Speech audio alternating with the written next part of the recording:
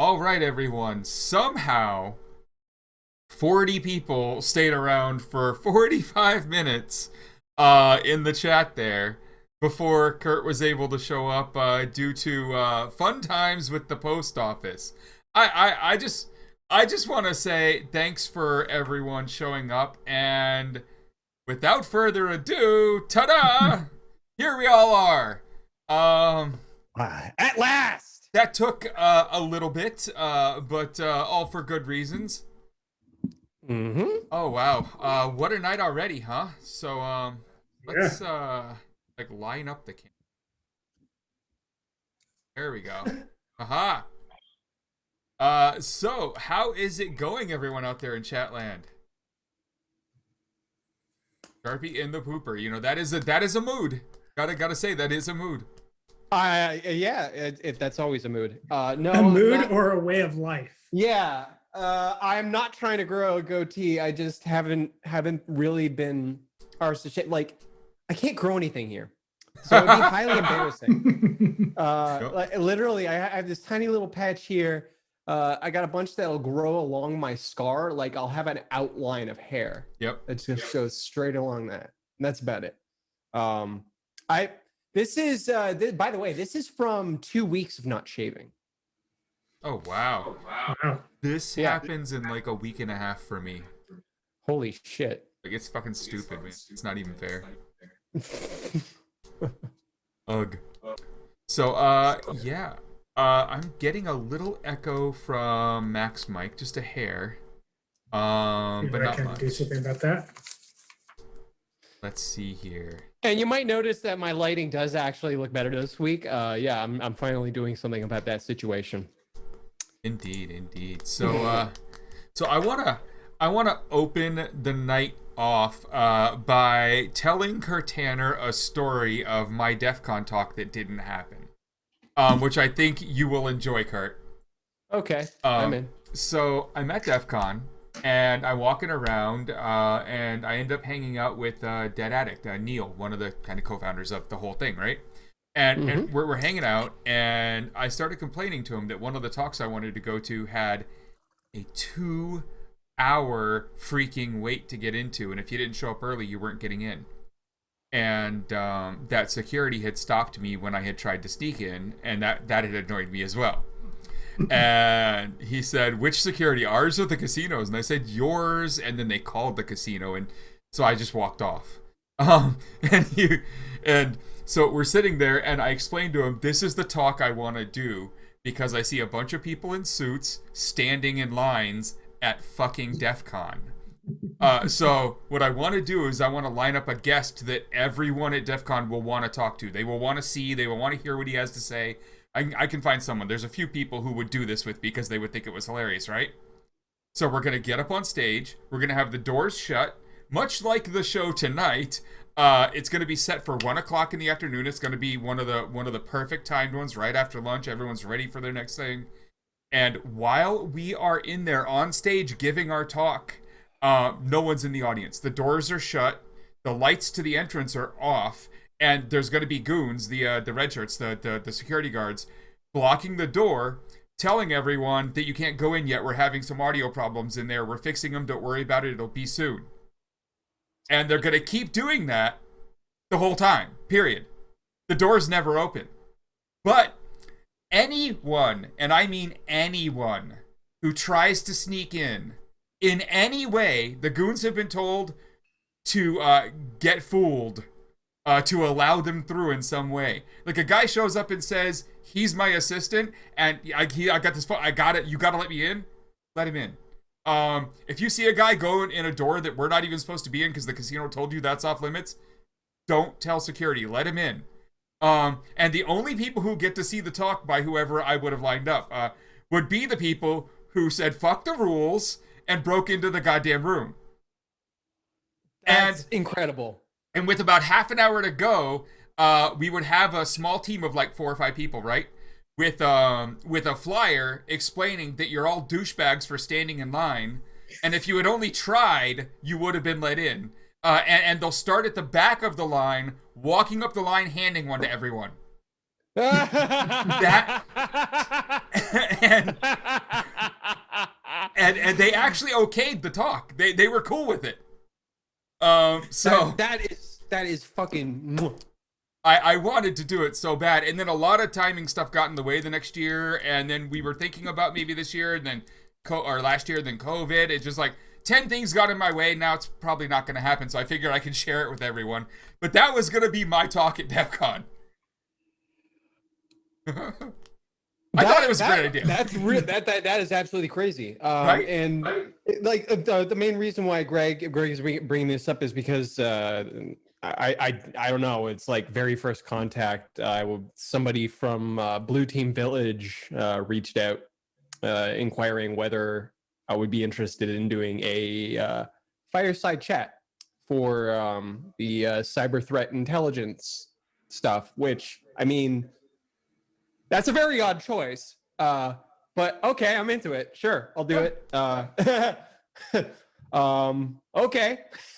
Right? It's fun stuff doing that. But yeah, that never ended up happening. I wish it had. But, you know, we'll come up with another fun one at a time when things can actually happen. Yeah, it'll be interesting to see if DEFCON isn't canceled this year. You know, I mean, I still don't think we should be open yet. I really don't think we're anywhere near that at this point. I mean, we need a hell of a lot more people vaccinated first. Last year was the first time DEFCON wasn't canceled. Oh, well, yes, you know what I mean, though. I mean, I've been at DEFCON getting kicked out of the hotel that the whole thing was hosted in before. Like, they lost like 10 different hotels in 10 years at some point until they ended up at the Rio for a few years before they got, you know, asked to leave there too. You know, it's a fun time. No, I mean, yeah, it's that kind of thing. I remember back in the late 90s, one of the DEF CONs, we were in a room and a guy knocks on the door, just pounds on the door, and you could hear him running all the way down the hallway in the hotel. There's like 6 of us sharing this room too, because all the rooms were already booked and we're all just piled into one. And he finally, he's beating on the door so hard, we're like, what the fuck? Is it the feds or something? I mean, they ran down the door and they're beating on the door. One of the guys just goes over and opens it. Dude runs in, opens up his trench coat, and out falls a payphone, which he had taken off of, out of a phone booth, and it fell on the ground, and he sits there and he busts it open and takes all the quarters and leaves the phone. One of the other guys says, can I have that? And he's like, yeah, totally. Do whatever you want with it. And that guy spent the next 3 hours trying to wire it in to the phone system of the casino. And we're all just sitting there like, what the fuck? And also understanding entirely why DEFCON kept losing hotels. Oh, yeah, I can tell it. Yeah, those the early DEFCONs, like if there was probably there was not a single phone line or pay phone that was not unmolested, to say the least. We had a crushed VW, a Jetta, got completely crushed by a mattress, a queen size mattress. It was about the 20th floor, and about 6 windows down from when I was in a group decided that they were going to see if they could drop their mattress into the pool because their window was right above the pool. They were trying to murder motherfuckers because that thing was gonna, like, I mean, so they got like 10 guys and we're all standing out like looking at it like and first they broke the window to get the big wide bay window from the corner one open. And then they're holding it like so it's straight up and down against the wall of the thing, and then they push it out a little, and then they all let go. But about halfway down, it bends just enough to start wafting, and it's, you know, it's flat enough surface that even though it's that heavy in weight, it does a little, and it floats about the 30 yards it needs to as it's going down to land on a car in the parking lot and crushes a Jetta like just like itty bitty. They close their window. They go to another floor, like within like 5 minutes, they broke into another room, grabbed the mattress, came back to theirs, put the mattress on, shut the door, like nothing had happened. Like there wasn't security cameras or something. And we're all just, we're sitting over in our room like, okay, that is a thing. I don't even know if it got attributed to DEFCON at that point. It just like, I think it was just like, you know, a criminal complaint, but like, I mean, the shit that happened in the 90s, even into the early 2000s there, was fucking nuts, dude. Oh man. Oh. Yeah. If you go back, you can read some old zines of the early single digit DefCons and just some of the absolute debauchery and insane shit that happened. Back when everything was phone lines and you go and you would break into other hotel rooms and just go and splice their phone lines so that your long distance calls and so on and so forth would not be charged to your hotel room. Lots of shenanigans. The amount of stuff that happened to the so at the last DefCon I went to, like 3 years ago, on Saturday night, one of the visitors DefCon broke into the hotel's management system and checked everyone out of the hotel. Just in the middle of the night, they just checked everyone out of the hotel. Now, if you know how this works, at a hotel, when you get checked out, like, it actually puts the charge on your card. You have to leave in the morning at checkout time. Like he checked the entire hotel out, and they never caught him. I thought it was hilarious, personally, but that's also because I wasn't paying for my room. One of the documentaries that was trying to film a bunch of us was, and so, like, it wasn't my card. I thought it was funny as hell. Any casino or hotel that's hosting DefCon, somebody said in the chat, it's a free pen test. No, it really is. And so, what was funny about that year specifically, afterward, hotel management actually went up on stage with Dark Tangent and with Dead Addict Neil, and they stood there beside them while they were giving, like, their "this is over, great everybody, goodbye" kind of a speech. And then they said, and they've asked us to come back next year. And everyone in the crowd, like, laughs, like, what? After what just happened?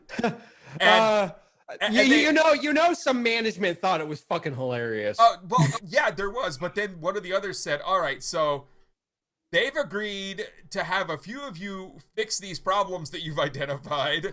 And next year, we're going to say it's open season, but all we request is some kind of a disclosure system that they're going to come up with so you can tell us and we can fix it. We can laugh about it afterward. See, it'll be great. We'll get pen testing and you'll still have a hotel. That's the right way to do it. They ended up getting kicked out anyways. So, I mean, it didn't.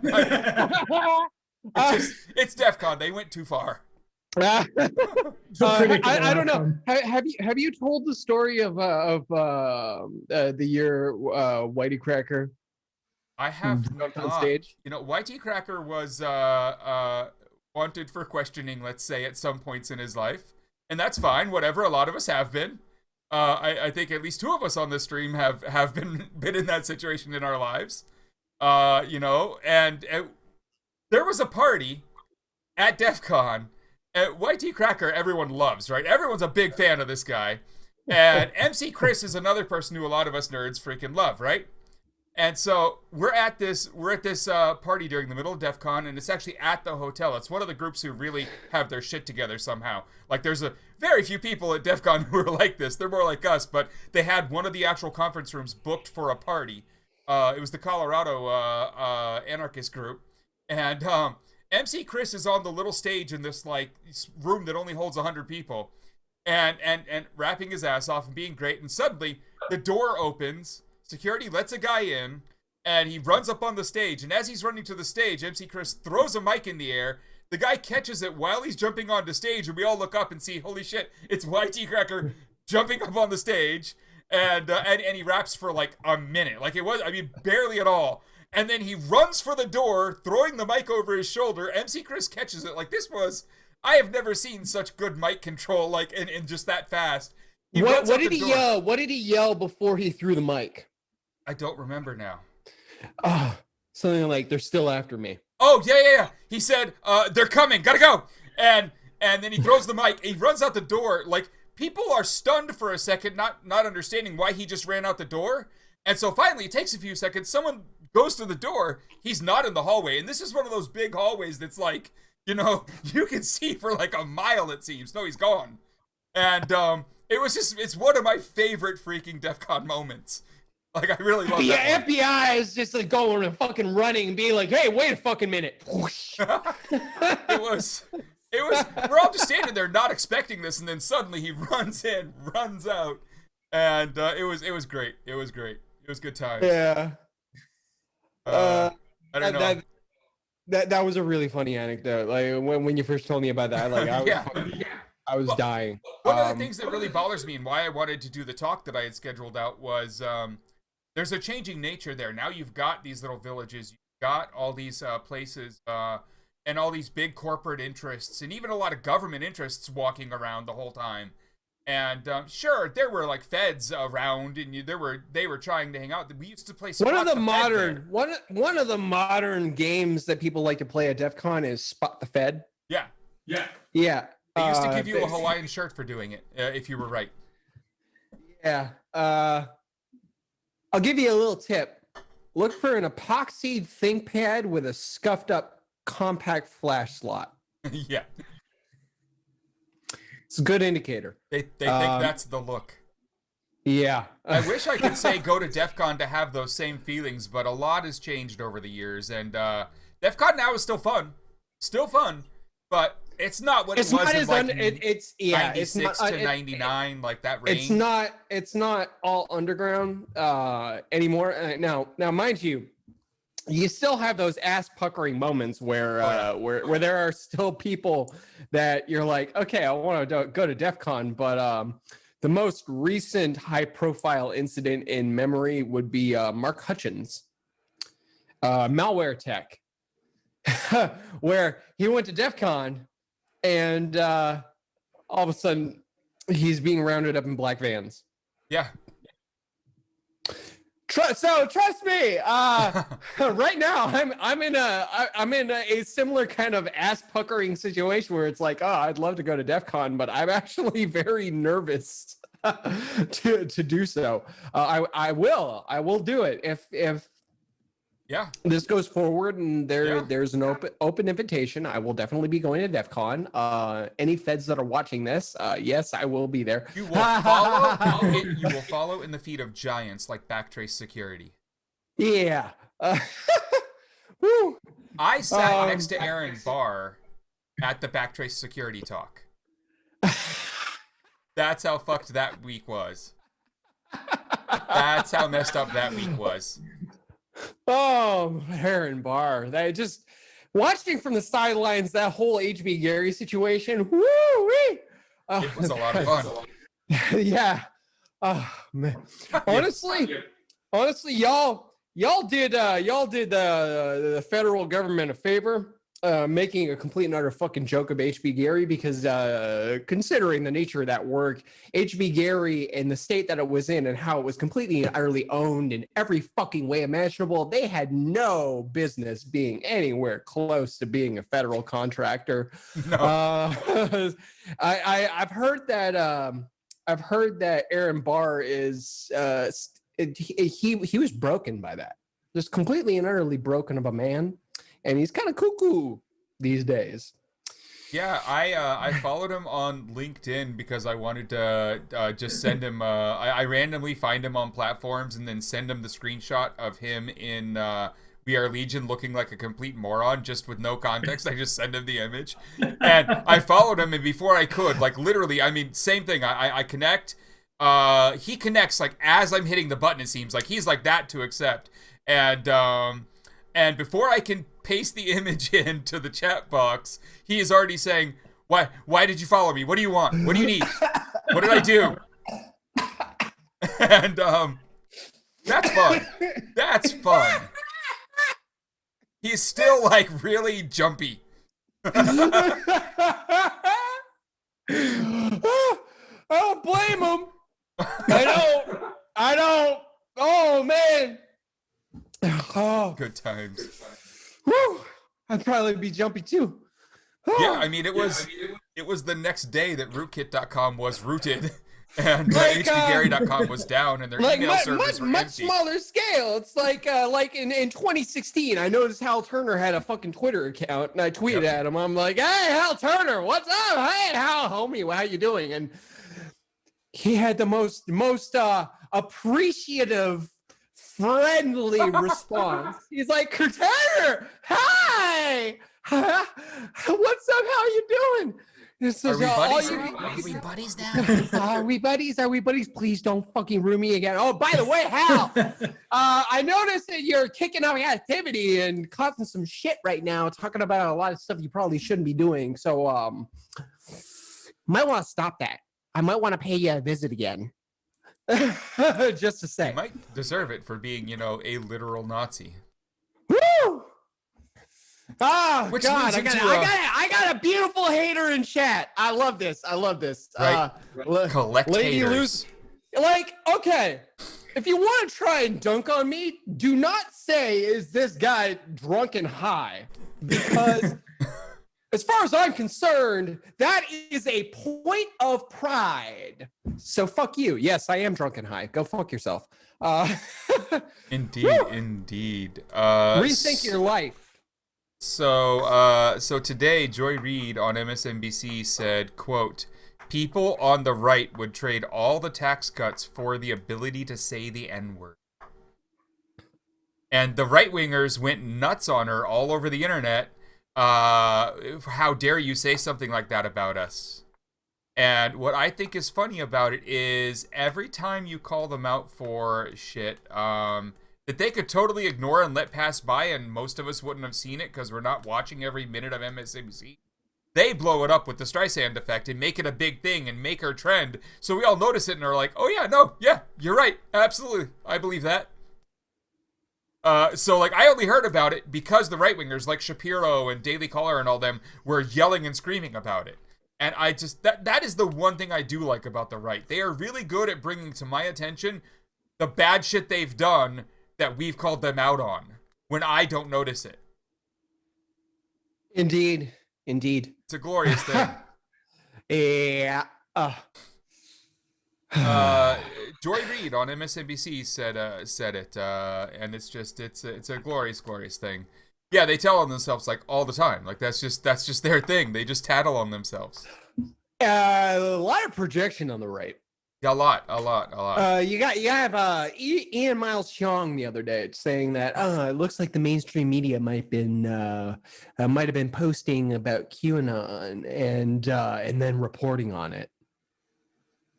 Yes, he says from his home in Malaysia while he just spends all of his days talking U.S. politics. I mean, at least you live somewhat in America. I mean, Toronto's just, it's like the northern part of New York. Yeah. It's America light, except things are a lot fucking better up here, and we don't have a bullshit law called the Computer Fraud and Abuse Act. That's a glorious thing. Your senators are parliamentarians. We're not so upset by war games that they had to act. Yeah. A lot of this. This is just a little side thing. A lot of people have recently asked me, why are you so cavalier about the things that you do, so on and so forth. And I will say that the Criminal Code of Canada, if you take a look at anything involving computer crime, you will find that it is primarily focused on fraud and identity theft. It's very, very small. There's very few computer crime laws in the Criminal Code of Canada. It basically boils down to don't do that identity theft shit, and don't do carding. Yeah. Don't fuck with the money. Don't fuck with the money. That's what they're very and very permissive otherwise. I have heard the Canadians are permissive. I have. Yes. Realistically speaking, the only thing you have to worry about is extradition. And the U.S. is very, very, very asshole-ish about that. So as far as I'm concerned, I'll fuck with any Nazi group. I'll fuck with anything of Proud Boys, any far-right bullshit. Because as far as I'm concerned, if you have been designated a terrorist organization within my nation, you're open season. I Sounds don't good give to a me. shit. Yeah, Yeah, pretty that much. seems fair. So say that I decide to go and fuck with the Proud Boys and just completely go and fucking deface that shit. I'd be fine doing that shit under my name, because there ain't no chance in hell that America will ever extradite under those grounds. Same reason why I was so fucking open about Hal Turner. Indeed. And there's a lot of proof, like Hal Turner screamed about me. If you go on the Wayback Machine, you'll find all kinds of stuff that you will not see on Wikipedia. He was upset. He was very upset. Very upset. So now this today I learned something that I did not know, thanks to you. I learned that John McAfee likes to fuck humpback whales and talk about you it missed that in public.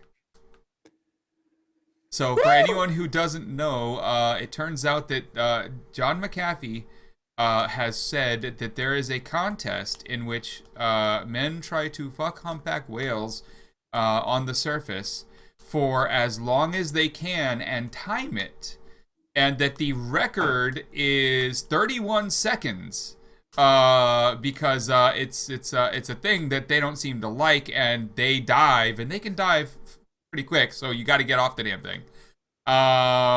So they also can like flip over and whatnot. Doesn't feel too good. They're heavy, it seems. But yes, he says the record is 31 seconds, and most people only last a few seconds. And he then says that he's done it. So John McAfee fucks whales and says it publicly and says people should try it, and then says that everyone should stop yelling at him about it being non-consensual.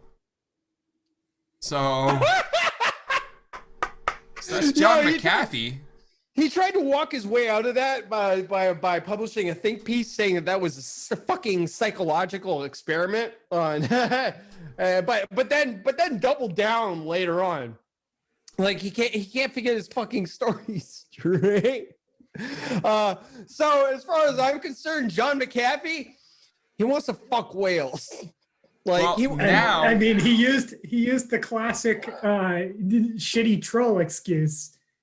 You know, oh, it's just a social experiment. Like, you can't say that and be taken seriously. What are you doing? That was definitely Vee's excuse for years. We'll just say for John McAfee, the phrase "Google dorking" has a completely different context. Yeah, like why whales? Like I don't know, man. I don't know why whales. I couldn't tell you. Like, well, no. So at this point now, McAfee, as of today, has been indicted. The indictment's unsealed. Everyone can see it for fraud and money laundering related to his cryptocurrency play. They are calling it a complete Nobody lie saw and a this scam. coming. Nobody saw this coming.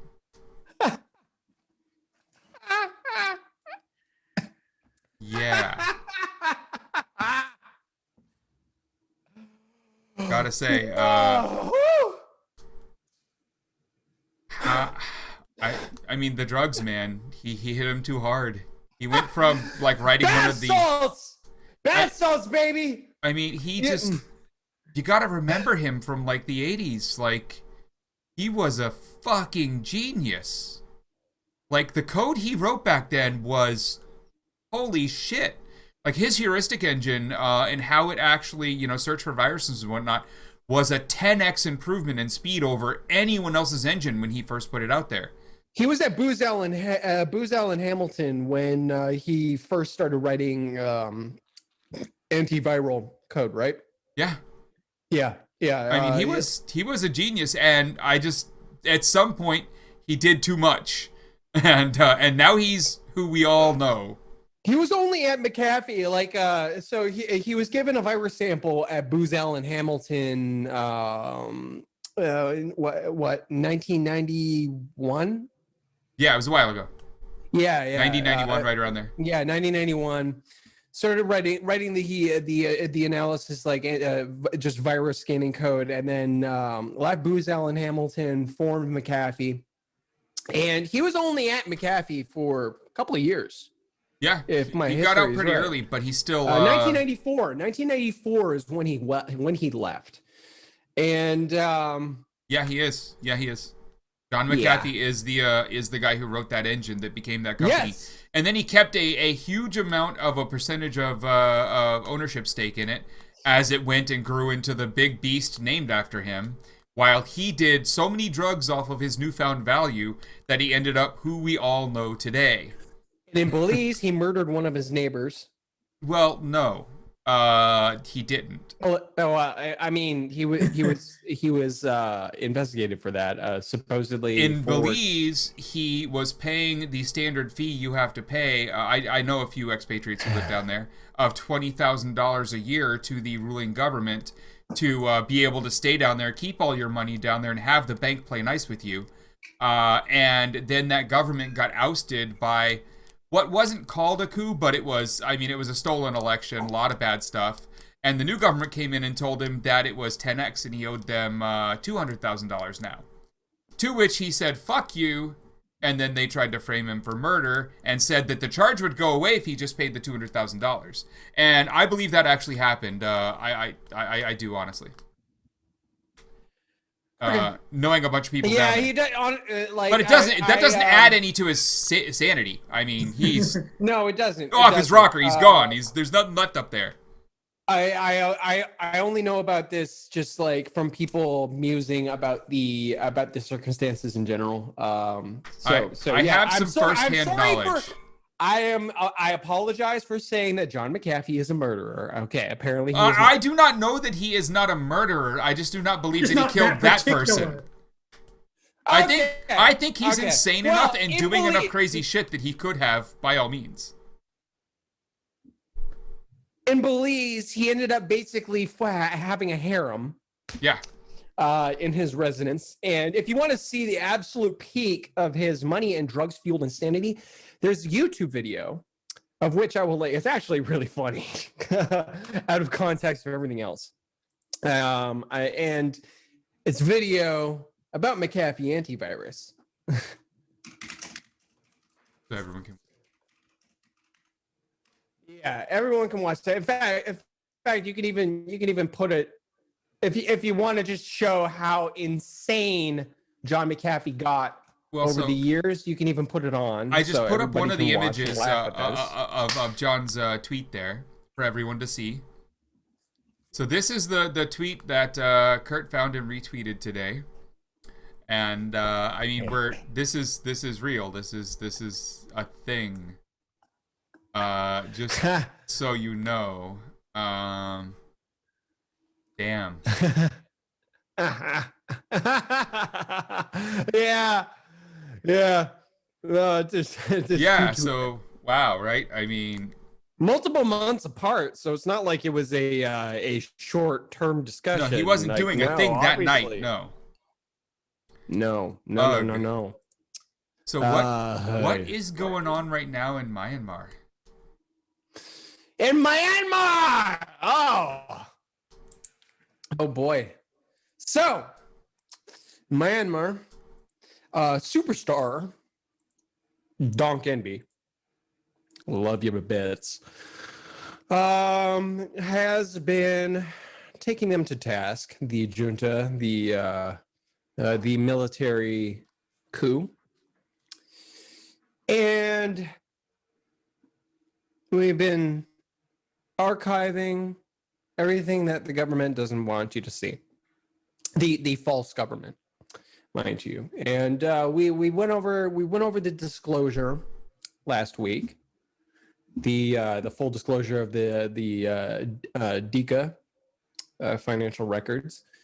And in the wake of that and other similar events that have taken place in that time, the military in Myanmar has... I love this. Yeah. They are so fucking terrified of Anonymous now and additional hacks and leaks that they have decided to go paper only. They have essentially gone, all right, fuck this. They have been scared off of computers. Yeah. They have been scared Wow. off of computers. A nation's military, scared by the power of a recursive wget. The power of wget. I mean, for anyone out there, wget is a tool that has maintainers that can be donated to, and I think they all deserve a little taste for that. Oh man. Just picturing it. Just picturing the junta military. They're sitting in a room. They're staring at these leaks that are being released through DDoS secrets.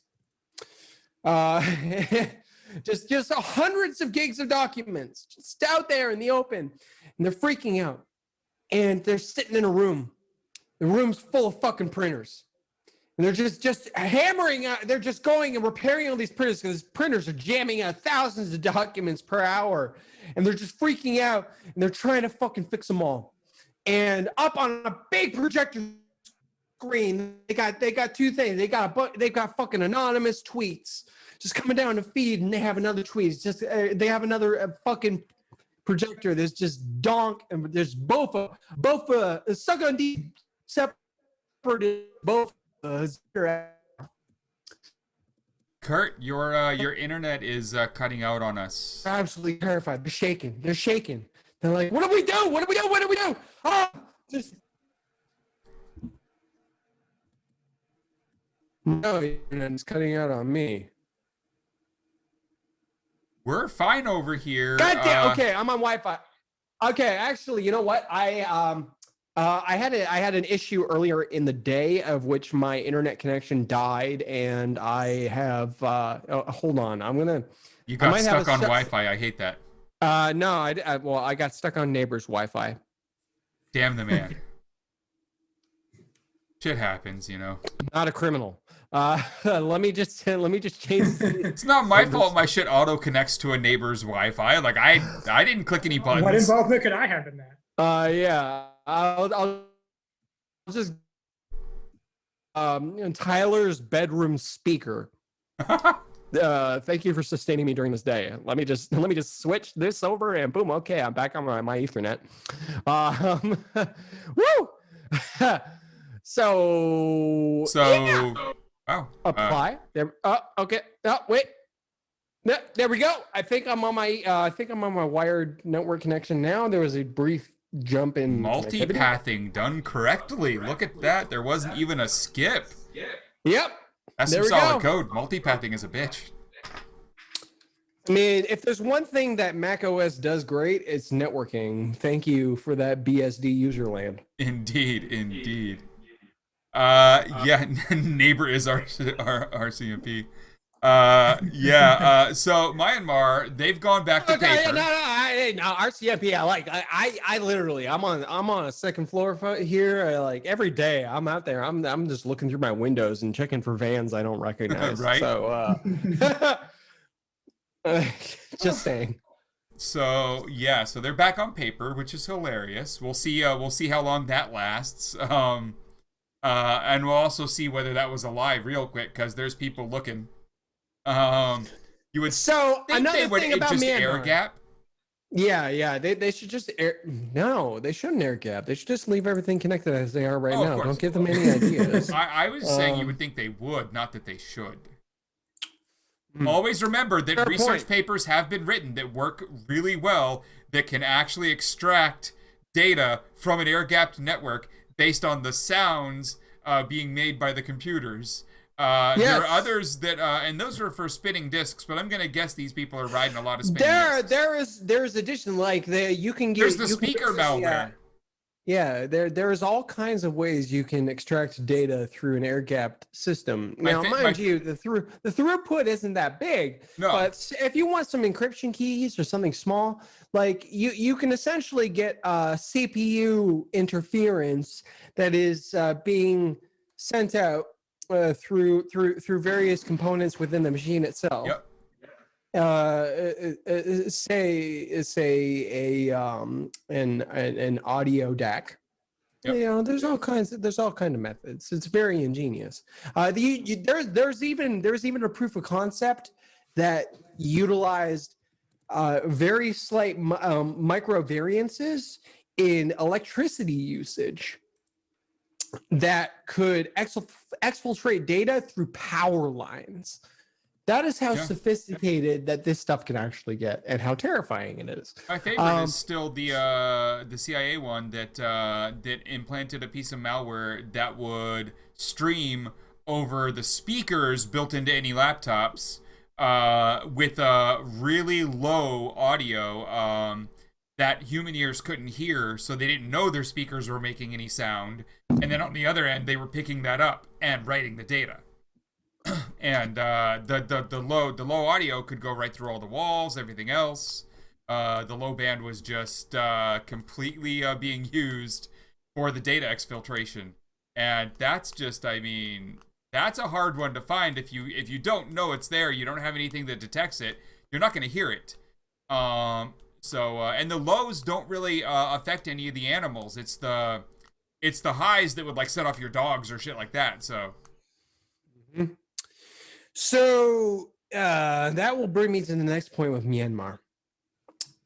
They have a group of government websites of which they are now so scared that they have geo-blocked these properties. And I highlight this because these properties are protected by Cloudflare.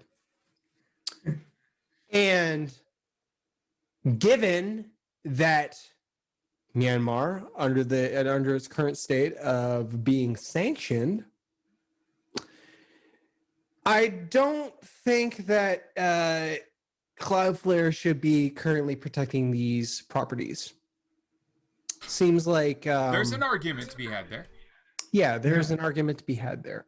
So I've had this argument with Matthew Prince himself. Like sitting in the back of a car driving to a meeting together, like talked to him about like, what do you do? And this was when nearly 20% of the web traffic at that point was going through their services.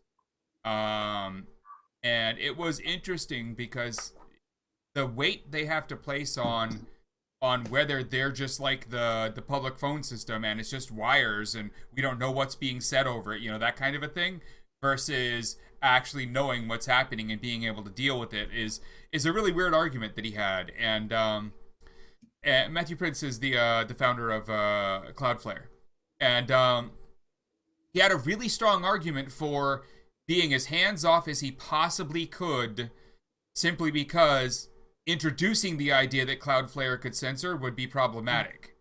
That is it's an argument you have to have, because I definitely do not want the moderators at fucking Cloudflare controlling what I can see on the internet. At the same time, I do not want Myanmar using their service. We end up with this conflict, and there's, I'm sure, some ethical, some moral, some legal, all kinds of arguments that could be had around this. And I mean, on my side of it, I think they could find a way to argue that they need to stop serving those websites personally. Yep. It's a tricky situation, and I completely understand the free speech aspect of it, and then the non-censorship, but you yeah, how do you it's a tough one. It's going to take a while to navigate that one properly. It is. Absolutely. Hi, kitty. Yeah. Yeah, so I want to show a deep fake from the last couple days. So chat.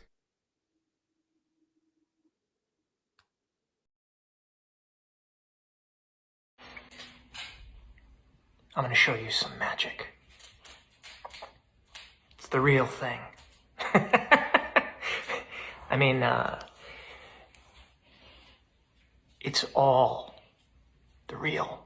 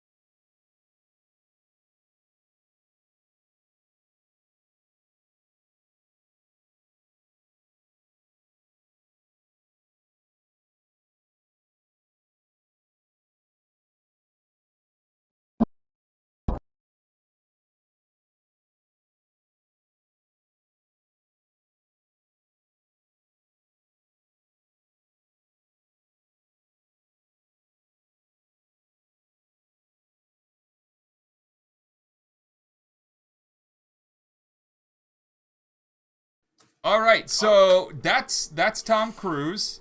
And yeah, the audio on that second one didn't come through on the video. I know it's the video file that I got sent, but that's the Tom Cruise deepfake, and it's scary for a few reasons. Because one, holy crap, is that good? It was the right amount of douchebagginess to really feel like him too, like every bit of it, like with the everything that he does, with his hands and whatnot, like he's just that way, right? So the person who made those, he made a series of them. There's a few others where they're that good, and his point was to put them out there, watch them go viral, watch people fall for it, and then tell everyone this is what's coming. This is how bad it is. I created this at home on my home computer. And is a person with professional experience in the realm of VFX. Absolutely. Like he's a special effects artist. Yeah. So just to be clear here, he did do it on his own time on his home machine, but yes. he is a person that is skilled in the art of VFX and has been in the industry for a long time. So right, so he understood the tools a lot. Yeah, so we're not saying we're that not far Joe from that. Schmo, we're not far from that, though. We're probably 1 to 2 years away from... There are some tools that you can go download on GitHub right now that will come 90% of the way to that thing. 90%. Yeah. I've played with some. I made a couple of them, and what's interesting about this is so this one, there's an actor standing there, but the face is done with an AI generated face based on, he fed in, I think it was 41,000 images of Tom Cruise's face and head. But being it's Tom Cruise, it's not like finding 41,000 images of him was hard, because all he had to do, and all he was able to do, was download a few 4K films of him, and then, since they're 4K, do screen grabs of frames where he's full on face shot, which he was able to automate. So he dumped a database of Tom Cruise face shots automatically, and then fed them into the system to train, and then made the videos. I mean, the fact that we're there for someone like him does mean we're a year or two away from Joe Schmo having a point-and-click tool. Yeah, and I'm gonna see. A lot of people come from the perspective of, it's Tom Cruise. He's everywhere. You can get all of this image data of him and be able to pull these things off. And I will like to counter with the younger generation, Gen Z. Sorry, that's the Canadian thing, Gen Z. Gen Z, consider that you have teenagers, you have high schoolers that are all over platforms like TikTok, like Instagram, like that's the thing now. Consider that you have these vulnerable, just people that are basically uploading footage of themselves online constantly in perpetuity. And that this exact same process is absolutely easy. Like, there have been enough episodes of myself on this show with Gregg that reasonably you could sample enough imagery data of me based on that alone to be able to create a lot of these deepfakes of myself. And I'm not somebody that goes and posts a whole lot of shit in general, but these are the fine points that a lot of people are not considering. Anybody that is out there online, in general, you have any of these Instagram, TikTok teenagers, consider the impact of deepfake revenge porn. There's a very, very real and very damaging and dangerous dark side to the technological boundaries that we have currently reached. And we are in the midst of some very scary and fucked up times. I don't care if you deepfake me, like whatever. If you're gonna fucking deepfake me, just go and just put me in some fucking gay porn, have me being pounded by somebody. I don't even give a fuck. I think it's hilarious. Right. I am talking about vulnerable people.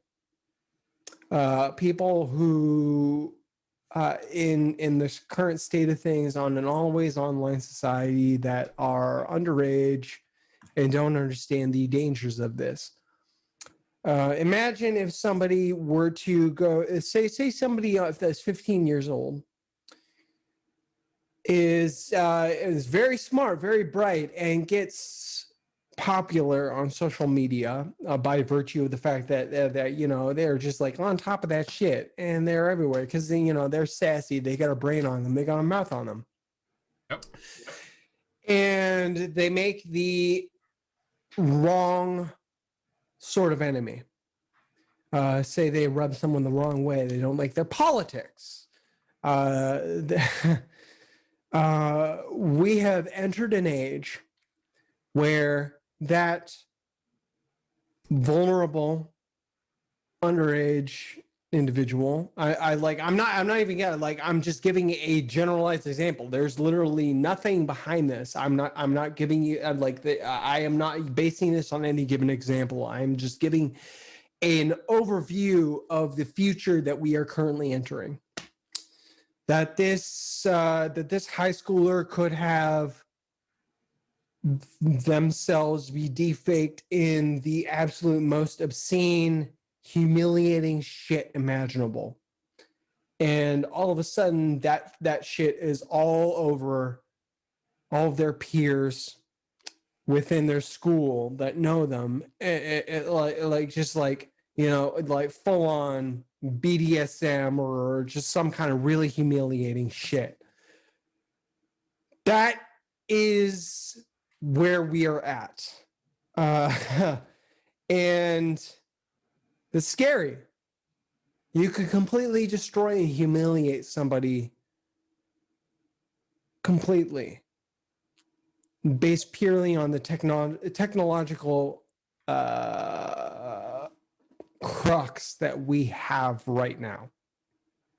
And revenge porn, when you think revenge porn, I'm just going to say, over the last decade or so, revenge porn has been a real thing that has been used to defame and belittle people on a very personal basis. Now, imagine if you could do that without having any sexualized imagery of them. It's dangerous. This is going to be fucked up. The next few years are going to be very fucking interesting in the horrific way, to say the least.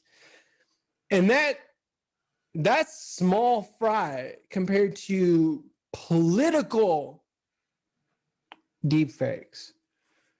Any sort of political enemy, it doesn't matter who you are. There's going to be a huge problem with any political enemy being able to be smeared or tarred and feathered with footage that isn't even real. Say that you want to make somebody look like a pedophile, you can deepfake them in doing some really fucked up shit. And unfortunately, given the state of disinformation and the precedent that has been set by everything over the last number of years, the QAnon crowd, etc. I won't really get into it. We are entering very murky fucking waters. Propaganda, yeah. If they believe Q, they'll believe anything. So we have, Photoshops for years, right? You brought that stuff up. And with Photoshop, there are a lot of tools that Photoshop or... You're echoing really badly, by the way. Yeah, I just started echoing, really bad. I'm... okay, yeah, you got to start not letting things be on auto, and you got to just dial this shit in. Yeah. Pro tip. Indeed. But you can figure out that something is photoshopped. There are tools, there are investigation methods. There are similar tools for deepfake videos. So with the videos, you're looking at the metadata, you're looking at the last edit, you can look at the frame counts, frame skips, all these. There are 100 ways to identify deepfakes right now. I'm thinking that, right now. exactly, that's key.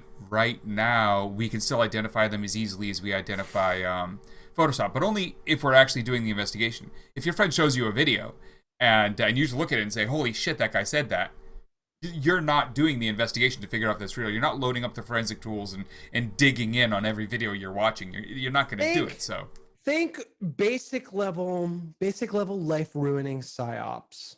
Yeah. Think you got a beef with someone, you want to completely fucking ruin his life and career. The level of awareness right now is very low. And we are within a couple of years, if not within a year or less, of the information singularity, where it is going to become almost impossible to distinguish between fact and fiction should somebody have the drive and malicious intent to do anything possible to destroy a target.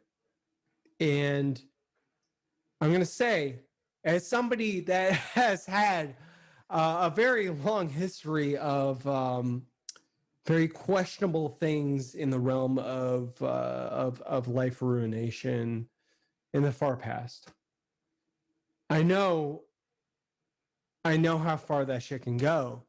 And it's fucking terrifying.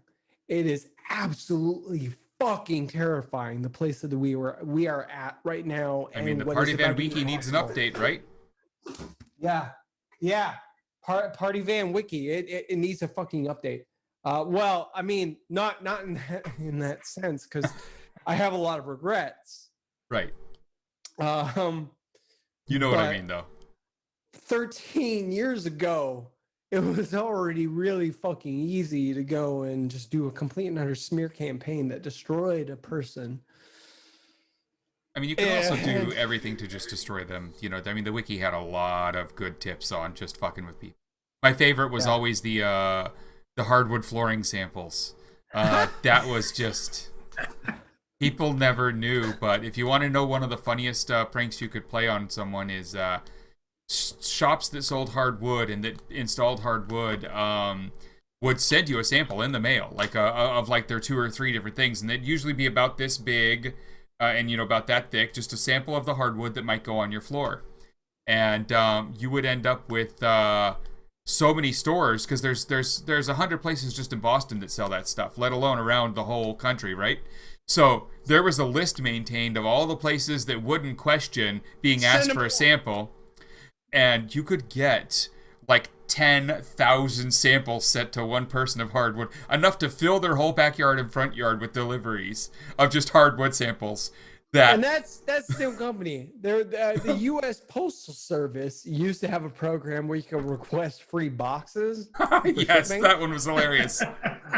Yeah, and this existed only up until only a couple of years ago. Yeah. It hasn't been gone that long. The whole thing was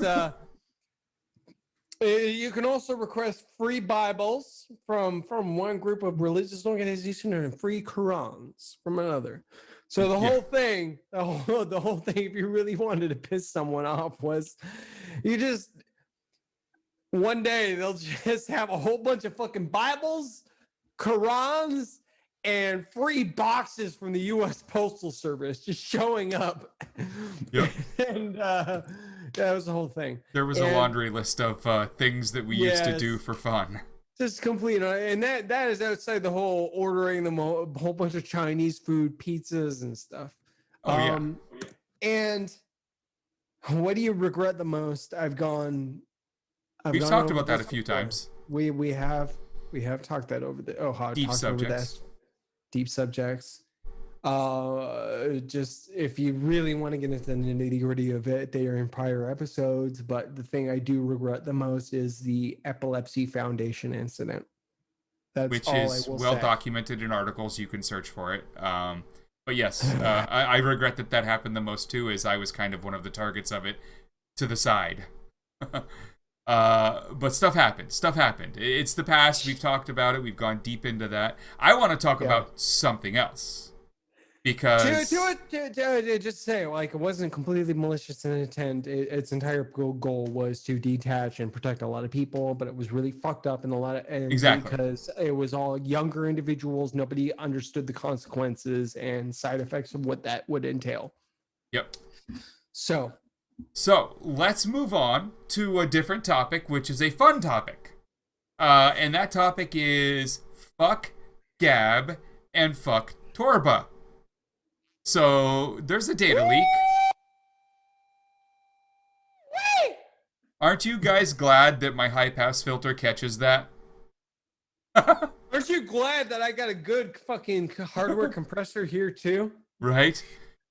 So Gab, huge data leak. All their stuff over at DDoS secrets there. Yeah. Yes. And certain journalists have been getting access. Distributed denial of secrets. And by the way, I will say that that organization has the fucking snappiest wordplay name I've ever I seen. love their name so much.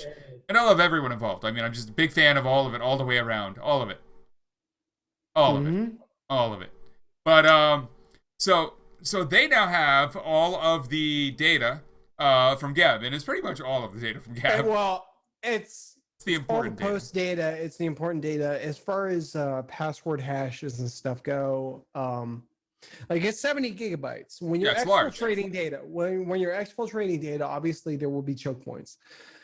So there was a very small sample of password hashes that were exfiltrated. Yep. There's been some discussions on Twitter that have talked about what ended up in the leak and who gets access to it, and they're being pretty responsible with this in that it is like the entire trove is going to researchers and journalists, and some of it is just kind of available. And they're working on getting it to more of the researchers who are going to do some really cool stuff with it. But you have to understand the vetting and time it takes to do that is unrelated to just getting things and getting them, into the system. So, like, one takes precedent. But more people are getting access to the data set, and it's fucking hilarious. Yes, and Andrew Torba. Yeah. Okay, so we're going to start. I want to start from the actual vector itself.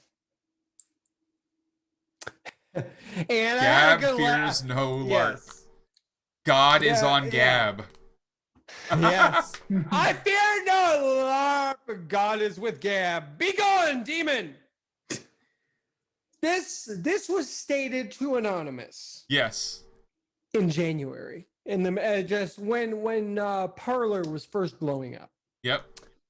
And famous last words. Yeah. So,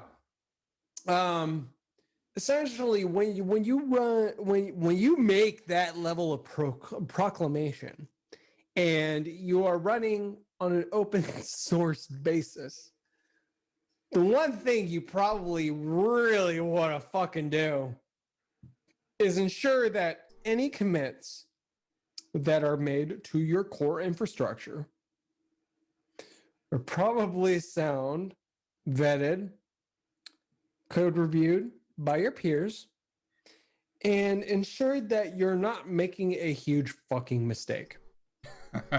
Yeah, but when your CTO is too incompetent to be able to address that in their own code, you're probably not going to succeed. Yes. So, establishing basis. Indeed. The Gab CTO made a commit himself. And this is really fucking funny to me because I was very privy to the actual vulnerability itself before it was being published in the media. I'm not saying that I'm the one that hacked Gab. No. And I'm saying this because there are people that are attributing it to me or saying that I am claiming credit for it. No, I am absolutely fucking not doing that. No. And it like if you're in certain circles, this information was being passed around very rapidly from a perspective of Right. Oh no. So I was going around and just being like, hey guys, check this shit out. And sharing the commit in question. And being like, look at these fucking idiots. And because I was doing, and I'm just going to say that, because I was doing that at least 8 to 12 hours before outlets like Ars Technica were going and publishing that themselves, people seem to think that, oh, hey, I am the perpetrator, and That stuff the whole spreads thing. No. quick in our community. Well, yeah. If you're in certain circles, that information will get out there, and you can have a good fucking laugh. And I was kind of sharing the love. So no, I was not the one that was responsible for this breach. Do not try and say that it was attributed to me. Do not try and say that I was trying to take credit for it. That is not the fucking case. You are putting words in my mouth. And I only say this because before any of these pieces hit, Frederick Brennan Tweeted out something he shouldn't have. He did do something he shouldn't have. Oh, we're saying that Kirtaner and his crew might have done it. They're claiming credit. So I was like, no, that never fucking happened. Trust, please. If you are gonna make a statement about me, please talk to me first, because one thing I don't appreciate. I do not appreciate people trying to implicate me in a crime. Don't do that. For everyone in chat. Everyone in chat and anybody that wants to listen. No.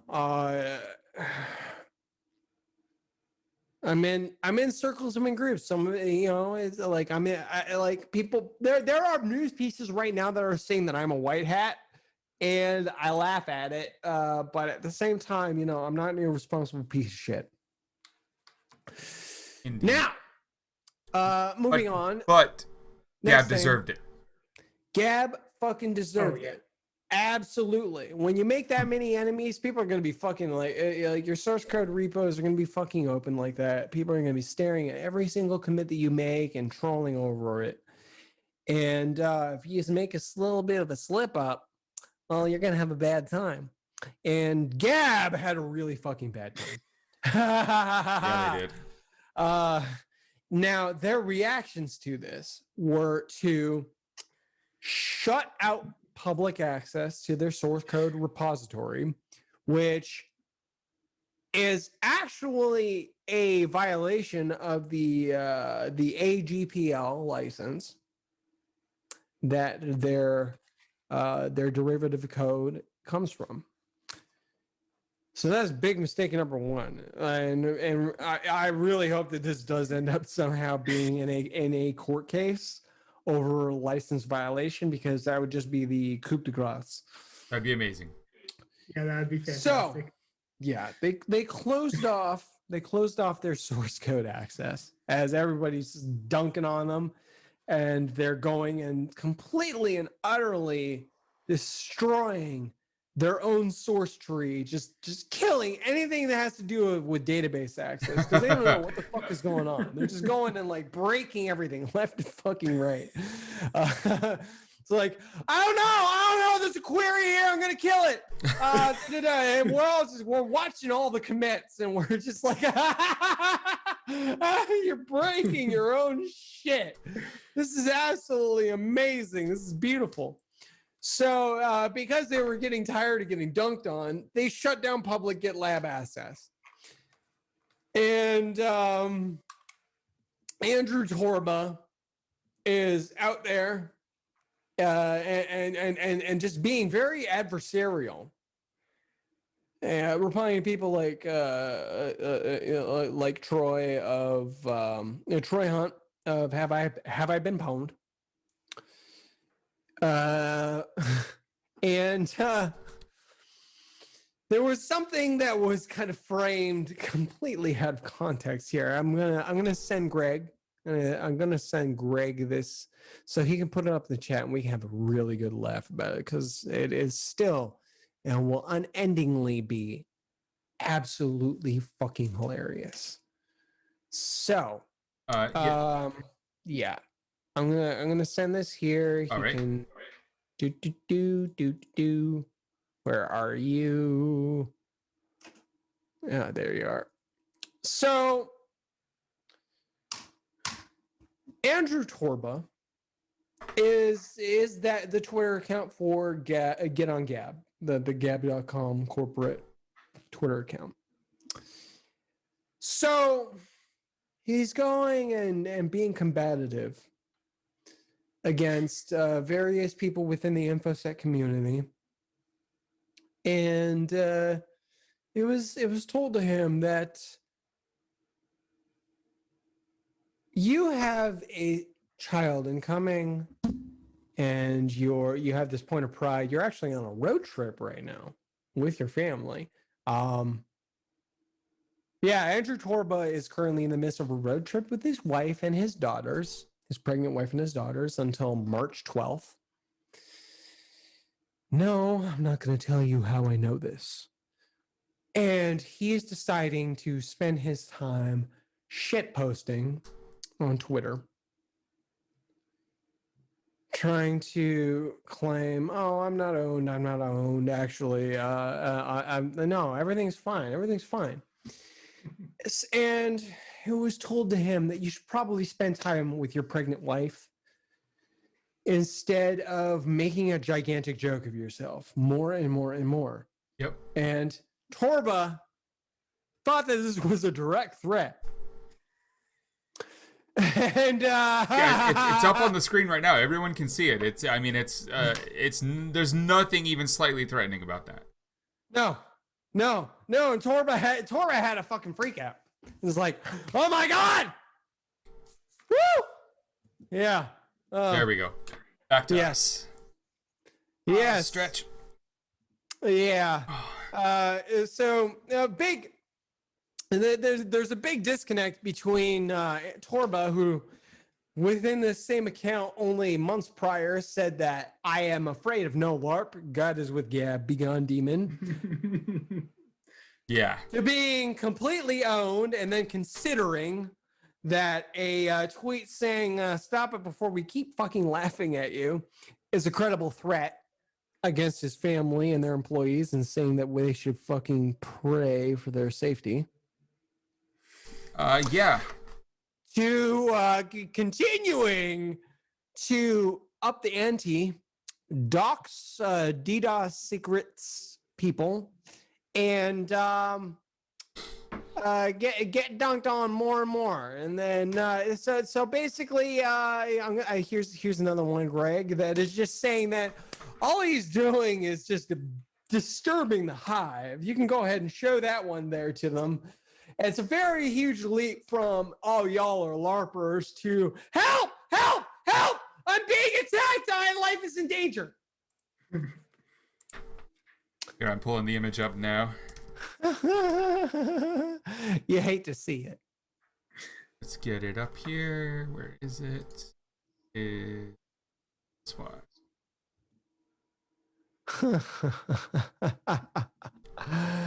Very, very rapid escalation.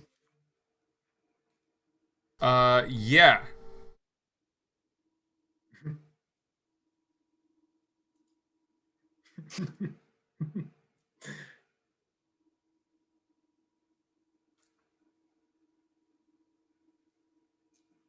That's fear. It really is. That's fear right there. Oh yeah. If I really wanted to, I could start making some very pointed comments to Andrew Torba about his current road trip situation and really scare the bejesus out of him. But I'm not going to, because I'm the better man here. Point being, Back if you to want us. to play the game and fuck around and find out, you're going to find out. So don't fuck around. It's pretty simple And really, logic. it's very, Yeah, very you'd think. simple. Very simple logic. Don't kick the hive. leave the hive kicking to our side because we seem to be really fucking good at it. And when you kick the hive back, very bad things tend to happen. Well, according to Stephen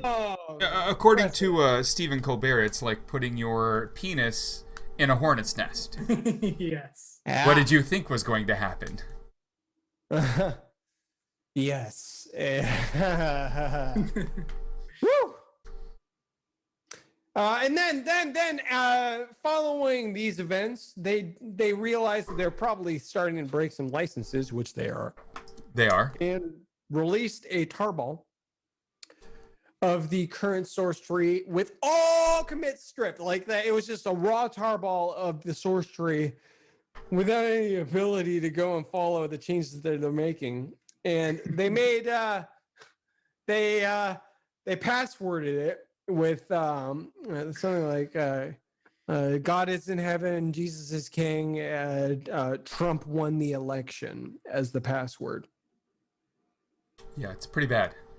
Really bad. So I screenshotted it, made its way to that anonymous Twitter account, just saying that, I mean, Torba, it's pretty clear. You are a dyed-in-the-wool troll. You're as much of a troll as any of us. You are as transparent and fake as fuck. And, you know, game, recognized game at some level. And an anonymous Twitter account posts this information that this source tree was released with that specific password and said, you know what? Normally insults would be levied, but you know, your troll game is on point. Yeah. Gab retweeted this. Just complete, like, if you want to fucking give up the fact that you are so ingenuine, that's how you do it. And yeah, he's showing the grift. Like you can see right through it very clearly. He found a way to profit off of these fools, built a platform which is very profitable for him. And I mean, he's only there for the trolling nature of it and the money. Yeah, and if there's one thing that any one of these people does not want to do, it is the troll escalation game. You don't win that against these people. Not against Anons, especially the old school Anons. You don't win that fight. You don't win that fight. They've been in that fight a lot longer than you. Yeah. That's been daily life for some of them for 20 years. They are ready for this. Yes. You want to act tough and act like, haha, this is game, but trust me, you don't. You really don't want to go there. You don't. Yes.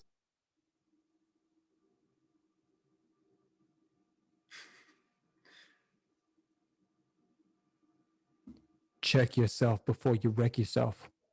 Nice. That we need that screen grab right there. That was solid. That was solid. So what do we got next on the agenda? What does chat want to talk about? I just ordered dinner. So I'm getting hungry. You know what? I ordered a pizza. I should probably do that too. Right? Mostly because we have to go to the grocery store and we don't have food there. So. We don't do that. And okay. So now we've been talking and so on for a while. So we're gonna do the requisite thing.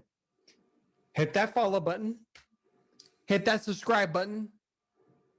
This man needs to eat. I do. And if you would like to support me, that guy?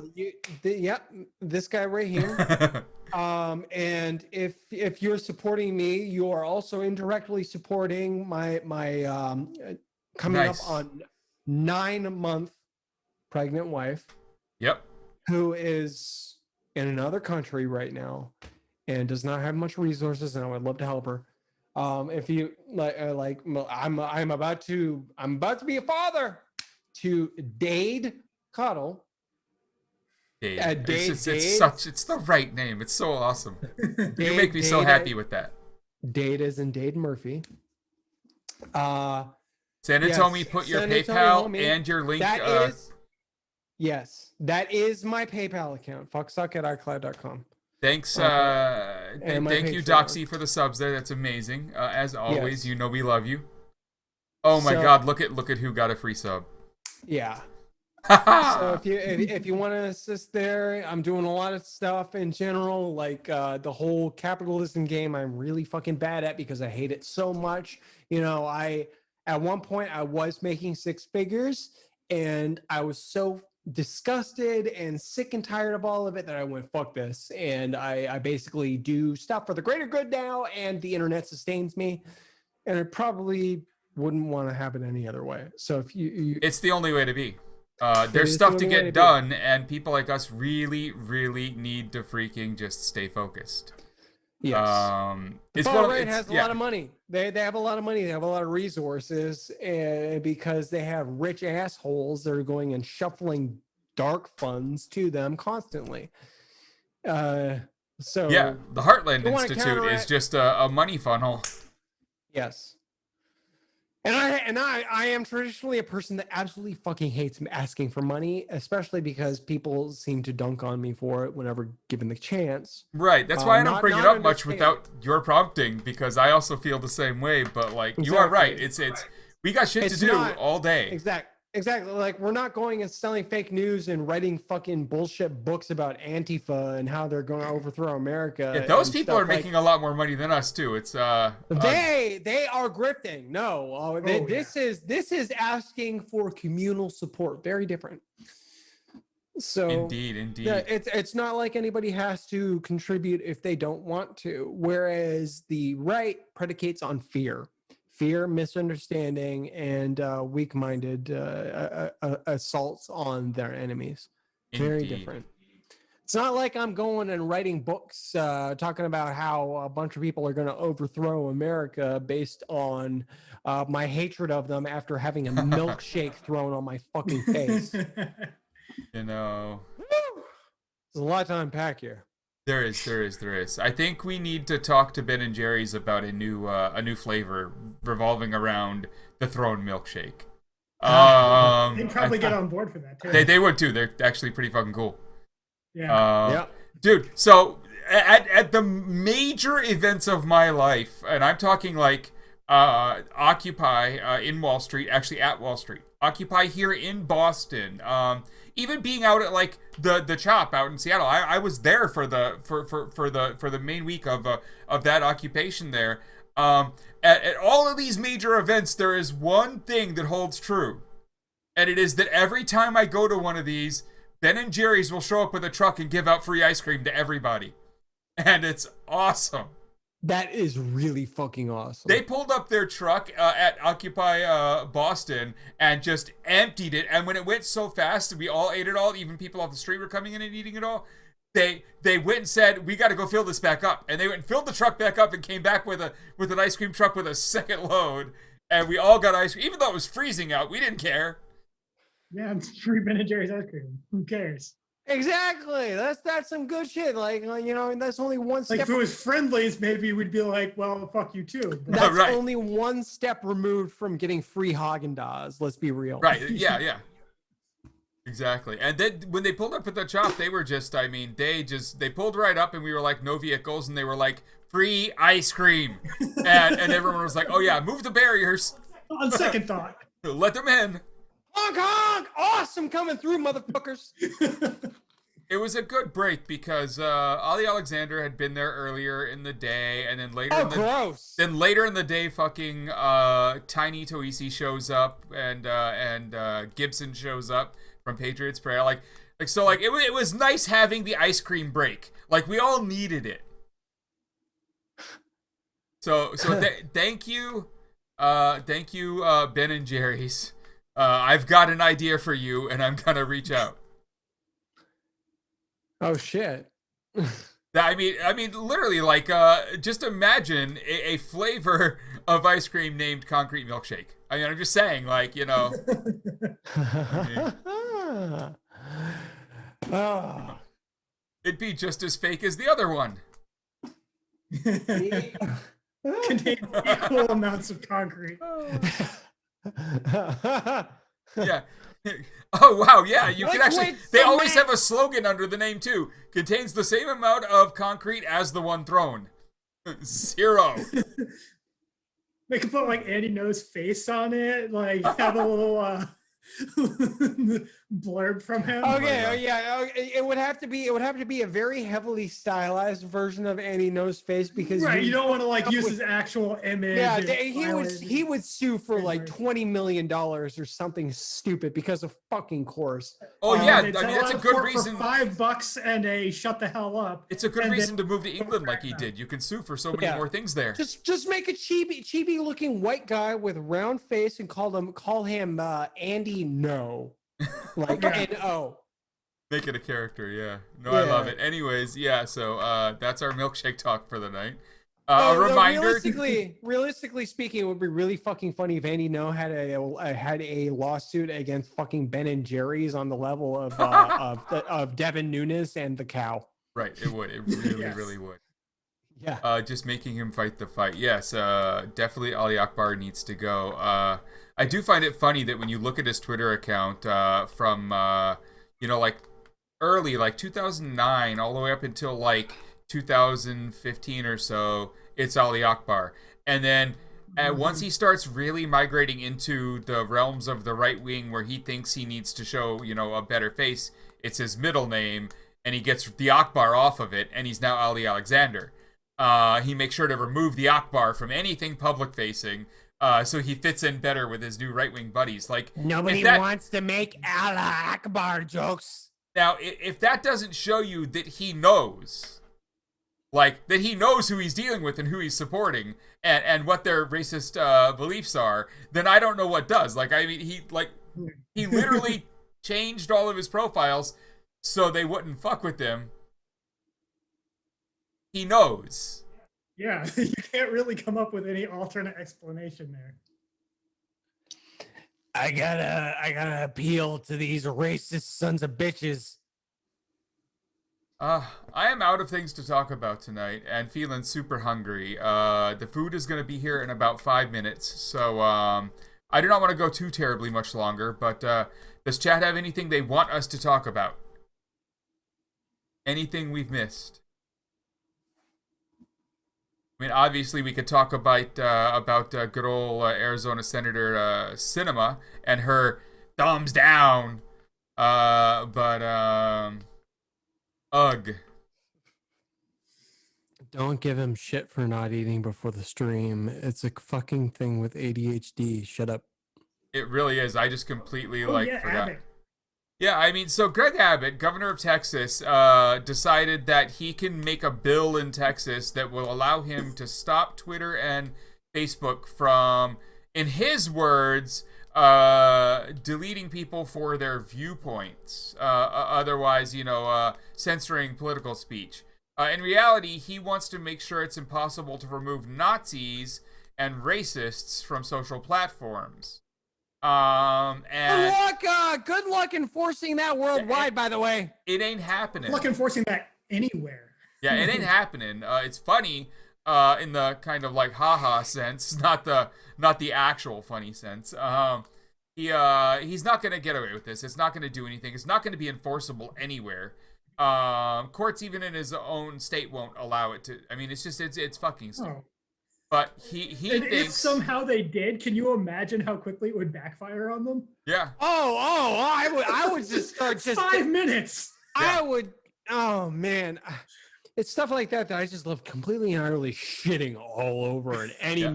ways imaginable. Oh God. Woo. And of course, he opened Anything the whole involving content on the internet on that level, it's like, okay, first you got state level and then you have country level. It's like the internet is not America. And No. all you're gonna do is slowly start pushing companies from hosting their infrastructure outside of America out into more permissible nations. Yeah. So Yeah. Do you If like you- America having a degree of de facto control over the internet? Because if you really don't, then push these as much as you can. Like, and that's ironic. That's the paradox of tolerance. That's the paradox of tolerance and the enforcement of free speech, which is a fucking just like that doesn't even make sense. Enforcement of Right. free speech. The it's not even free speech, the authoritarian controls of making it necessary for everybody to listen to whatever the fuck you want to. It doesn't even fucking make sense on its face. It's so hypocritical and bullshit and nonsense. Realistically speaking, the First Amendment, if you are to take it to be as it is implied, like it is my decision via my right to free speech. If say I'm American and there is no free speech laws in Canada, so I'm just speaking as the way that I interpret it as if I were an American citizen. It is within my right to say, I don't want to put up with your shit. That is my way of enacting my freedom of speech. It's that no, I have my own thoughts and feelings on you. I don't want you here. I don't want you espousing those things. That is my freedom of expression. Go fuck yourself. Get the fuck out of here. and it's even beyond just like the idea of the government is forcing me to make speech I disagree with, because that's exactly what they're talking about here. Yes, But on top of that, it's also the issue of like freedom of association. Like the First Amendment protections cover a lot more than just like what I say personally. It's also who I choose to associate with. Exactly. And if I choose not to do business with someone, that's also a First Amendment decision. Yes. When it comes to censorship, it is only applicable if the government, if the ruling body of society is the one that is telling you what you can and cannot do. That is the definition of censorship. And even within within the boundary of anarchy and anarchist politics, that shit still applies. It's like, okay, like everybody is free to be and do as they choose to be. That means that you are free to create and curate a community or a framework as you see fit within your own personal boundaries. So just because you are an anarchist and it's like, oh yeah, fuck the state, fuck all this governmental body shit, that does not mean that you cannot say that, okay, I want a group and that group is going to conform within these certain sets of parameters because I don't want to fucking see that shit. Like, no, that is freedom of expression. At its absolute most basic fundamentals. You are expressing yourself by means of your own community and your own parameters. That is your body of freedom of expression. So if anybody wants to tell you that, oh no, you're infringing on my freedom of speech, it's like, no, fuck you. That is my freedom of speech. Yeah. And people do not understand the law. They literally just think free speech means that they can say whatever they want. It is just be a anywhere fucking they asshole, want. dick anywhere they want. It's like, oh no. That's not what it's about. I do find it ironic that like I'm an anti-capitalist and yet here I am like agreeing that under the rules that they're promoting capitalism, they are contradicting their own principles here. I'm siding with their principles because those are the principles they're already enforcing. Yep. Like, why am I more on this side than you?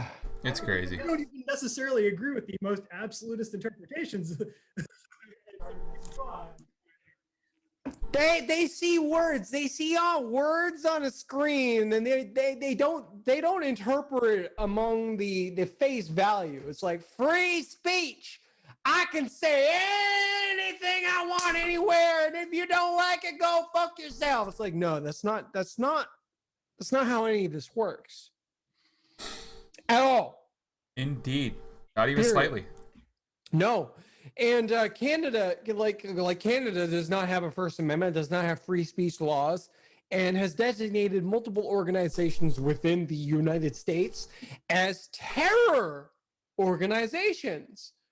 So Proud Boys, they might be a thing in the U.S., but they are certainly not allowed to enter this country anymore. And They are designated. They are designated a terrorist organization, and that is extra fucking hilarious because the founder of the Proud Boys, Gavin McInnes, Is a Canadian. Canadian. From Toronto. Yeah. And an asshole. Yes. Can safely say that he does not want to come back to his home nation anytime soon. They have questions. Yeah.